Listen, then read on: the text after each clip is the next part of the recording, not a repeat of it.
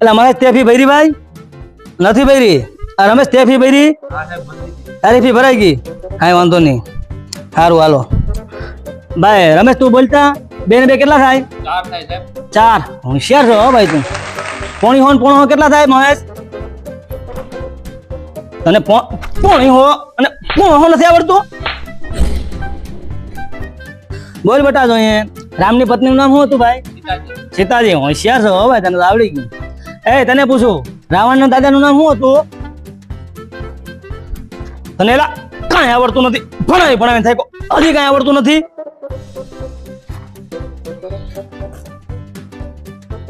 અરે તને પૂછું હવે તાજમહેલ ક્યાં આવ્યો